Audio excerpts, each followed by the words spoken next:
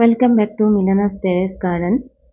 ಇದು ನೋಡಿ ನಾನು ಊರಿಂದ ಅಡಿಕೆಗೆ ಅಂತ ತಗೊಂಡು ಬಂದಿರೋಂಥ ತೆಂಗಿನಕಾಯಿ ಎಷ್ಟು ಚೆನ್ನಾಗಿ ಮೊಳಕೆ ಬಿಟ್ಕೊಂಡಿದೆ ಅಂತ. ಇದನ್ನು ಇವಾಗ ಯೂಸ್ ಮಾಡಲಿಕ್ಕೆ ನನಗೆ ಮನಸ್ಸು ಬರ್ತಿಲ್ಲ, ಅಷ್ಟು ಚೆನ್ನಾಗಿದೆ. ಹಾಗೆಯೇ ಬೇರು ಕೂಡ ನೋಡಿ ಎಷ್ಟು ನೀಟಾಗಿ ಬಿಟ್ಕೊಂಡಿದೆ ಅಂತ. ಆಲ್ರೆಡಿ ಇಷ್ಟು ಉದ್ದ ಬಂದಿದೆ. ಸೊ ಇದನ್ನು ನಾನು ಅಡಿಗೆಗೆ ಯೂಸ್ ಮಾಡಲ್ಲ.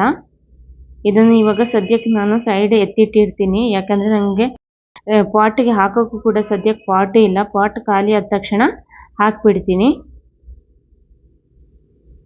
ಇವಾಗ ನೋಡಿ ಆಫ್ಟರ್ 10 days ನಾನು ಇದನ್ನು ನೋಡ್ತಾ ಇದ್ದೀನಿ. ಹಾಗೇನೇ ಇದರ ಎಷ್ಟು ಉದ್ದ ಬಂದಿದೆ ನೋಡಿ.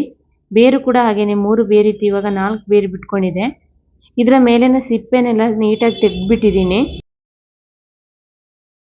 ಹಾಗೇನೆ ಮೇಲೆ ಎಲ್ಲ ನೀಟಾಗಿ ಕ್ಲೀನ್ ಮಾಡ್ಕೊಂಡಿದ್ದೀನಿ. ಪೇಂಟ್ ಇದ್ದರೆ ಇದರ ಮೇಲೆ ಪೇಂಟ್ ಕೂಡ ಮಾಡಿದರೆ ತುಂಬ ಚೆನ್ನಾಗಿ ಕಾಣುತ್ತೆ, ಆದರೆ ನನ್ನ ಹತ್ರ ಪೇಂಟ್ ಇರಲಿಲ್ಲ. ಸೊ ಇವಾಗ ಇದನ್ನು ಪಾಟಿಗೆ ಹಾಕಿದ್ದೀನಿ ನೋಡಿ. ಈ ತೆಂಗಿನಕಾಯಿ ಮೇಲೆ ಕಾಣೋ ಥರ ಹಾಕಿದ್ದೀನಿ, ಯಾಕಂದರೆ ಅದು ನೋಡೋಕ್ಕೂ ಚೆನ್ನಾಗಿರುತ್ತೆ.